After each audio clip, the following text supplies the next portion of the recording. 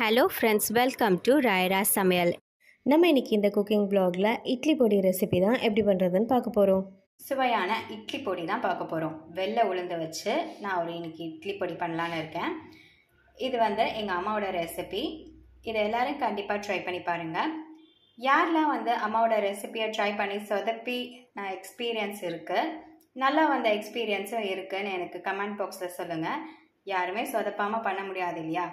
யாராச்சும் ஒரு வாட்டியாவது கண்டிப்பாக சொதப்பிப்போம் டிஷ்ஷை. அதனால் நான் இதை ட்ரை பண்ணியிருக்கேன். இது நல்லா சூப்பராகவே வந்திருக்கு. வாங்க வீடியோக்குள்ளே போய் பார்த்துடலாம். இதோட ஃபுல் ரெசிபி பார்க்கணுன்னா என்னோடய வீடியோவை நீங்கள் ஸ்கிப் பண்ணாமல் பார்க்கணும். அப்போ தான் நான் என்னென்ன இன்க்ரீடியன்ஸ் ஆட் பண்ணுறேன்றது உங்களுக்கு தெரியும். இட்லி பொடி ரெசிபி தான் பார்க்க போகிறோம். நான் இதுக்கு முன்னாடி கருப்பு உளுந்து வச்சு நான் ஒரு இட்லி பொடி பண்ணியிருந்தேன். அது நம்ம ப்ளாகில் இருக்குது, தேவைப்படுறவங்க செக் பண்ணி பார்த்துக்கோங்க. இப்போ நான் வெள்ளை உளுந்து வச்சு நான் எந்த ஒரு இன்க்ரீடியன்ஸுமே எக்ஸ்ட்ரா ஆட் பண்ணாமல் நான் வெள்ளை உளுந்து வச்சு நான் எப்படி பண்ணுறதுன்னு காட்டுறேன். இது எங்கள் வீட்டில் அம்மா பண்ணுவாங்க, ஸோ அது மாதிரியே நான் பண்ணி காட்டுறேன். நான் 1 கப் அளவுக்கு வெள்ளை உளுந்து எடுத்திருக்கேன். இதை அப்படியே நான் ஆட் பண்ணிடுறேன். இப்போ நான் இந்த உளுந்து கூடவே நான் வரமிளகா ஆட் பண்ணிக்கிறேன். நான் ஒரு 24 வரமிளகா போல் நான் எடுத்திருக்கேன். இந்த காரம் போதுமான அளவு, 2 பேர்த்துக்கான அளவு மட்டும்தான் நான் பண்ணுறேன். நீங்கள் நிறைய பேருக்கு பண்ணோம் அப்படின்னா நீங்கள் டபுள் ரேஷியோ பண்ணிக்கோங்க. நல்லா மிதமான சூட்டில் அப்படியே மிக்ஸ் பண்ணி விடுங்க. இந்த உளுந்து நல்லா சிகப்பாகிற அளவுக்கு வறுத்துட்டே இருக்கணும். இதில் கொஞ்சமாக நான் பெருங்காயத்தூள் ஆட் பண்ணிக்கிறேன். மிதமான சூட்டில் அப்படியே மிக்ஸ் பண்ணி விடுங்க.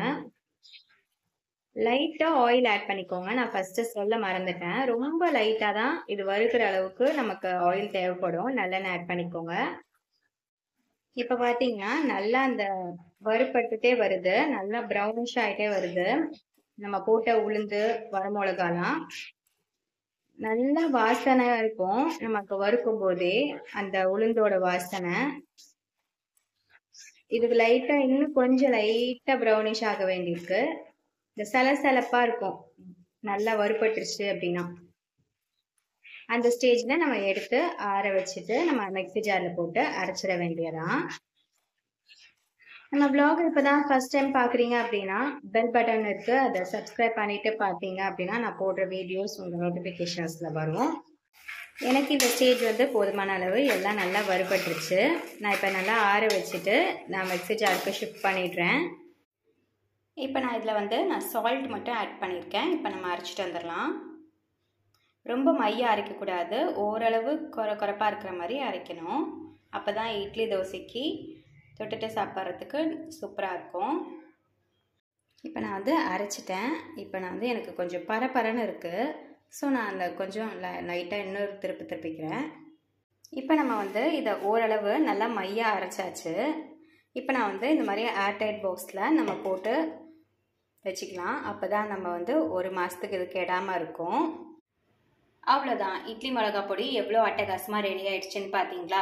நம்ம வெளியில் வாங்குறதோட வீட்டில் நம்மளே கைப்பட பண்ணால் எவ்வளோ சுவையாக இருக்கும்னு இந்த வீடியோவில் நான் உங்களுக்கு காட்டியிருக்கேன். இது எங்கள் அம்மாவோட ரெசிபி. நீங்கள் எல்லோரும் கண்டிப்பாக மறக்காமல் ட்ரை பண்ணி பாருங்கள்.